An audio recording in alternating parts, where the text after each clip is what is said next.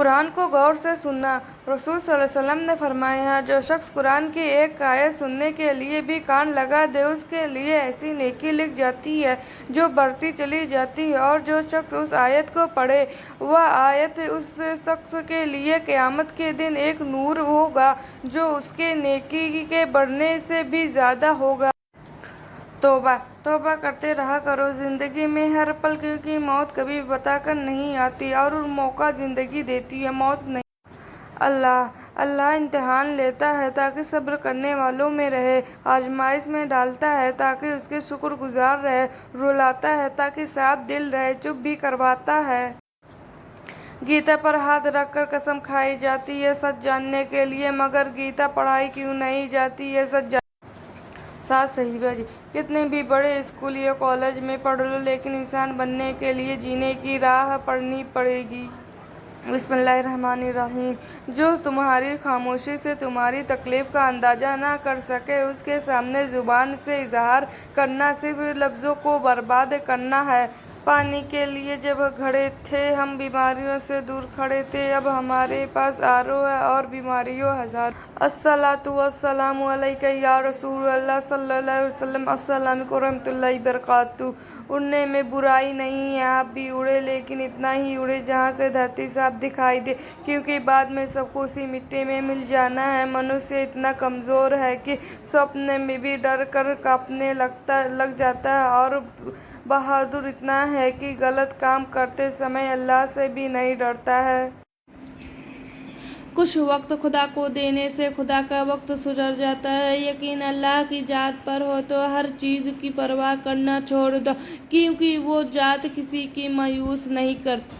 رسول کریم صلی اللہ علیہ وسلم نے ارشاد فرمایا ہے، جو شخص 100 مرتبہ درود پڑھے اس شخص کی 100 ضرورت پوری کر دی جائے گی، جن میں 30 تو دنیا میں ہی پوری ہو جائے گی، باقی کے اتر 17 آخرت میں پوری کی جائے گی۔ جب ہم مرتے ہیں اور دفن دیا جاتا ہے تو سوال جواب کے لیے جب فرشتے آتے ہیں تو اس وقت ایک شخص آ کر کہتا ہے، تم آرام کرو، تمہارے سوالوں کے جواب میں دیتا ہوں۔ جب فرشتے واپس چلے جاتے ہیں تو وہی شخص بھی جانے لگتا ہے تو انسان کہتا ہے، آپ کون ہو؟ تو آواز آتی ہے، میں قرآن مجید ہوں۔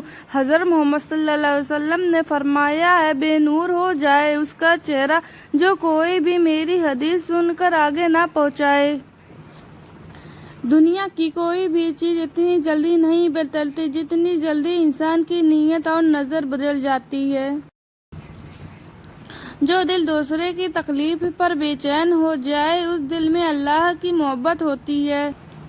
کیا دعا کروں میں اپنے لیے؟ اے خدا، بس یہی دعا ہے کہ میرے اپنے کبھی کسی دعا کے لیے محتاج نہ ہو۔ جو اللہ کی راہ پر خرچ کرنے میں کنجوسی کرتا ہے وہی اصل میں اپنے ہی ساتھ کنجوسی کرتا ہے۔ رسول صلی اللہ علیہ وسلم نے فرمایا، جب کسی کو حلال رزق کا کوئی ذریعہ مل جائے تو وہ اس کو خوشی سے اختیار کر لے، چاہے کام ہی کیوں نہ ہو۔ تو سکون ملتا ہے مجھے تیرے سجدے میں۔ اے اللہ، میری دعا ہے کہ میرا دم بھی نکلے تو تیرے سجدے میں نکلے، آمین۔ اسلام میں خودکشی حرام ہے۔ رسول صلی اللہ علیہ وسلم نے فرمایا، جو شخص خود اپنا گلا کاٹ کر جان دے ڈالتا ہے وہ جہنم میں بھی اپنا گلا کاٹتا رہے گا، اور جو بچھڑے یا تیر دھار چیز سے اپنے آپ کو مارے وہ دوزخ میں بھی اسی طرح اپنے آپ کو مارتا رہے گا۔ نبی صلی اللہ علیہ وسلم نے فرمایا، جس گھر میں قرآن پڑھا جاتا ہے وہ آسمان والے فرشتوں کو ایسا نظر آتا ہے جیسے زمین والے کو آسمان کے تارے۔ اللہ تعالی ہمیں قرآن پڑھنے کی اور اس پہ عمل کرنے کی توفیق دے۔ تکبر مت کرنا کبھی، کیونکہ تکبر کرنے والا اللہ کی نظر میں کبھی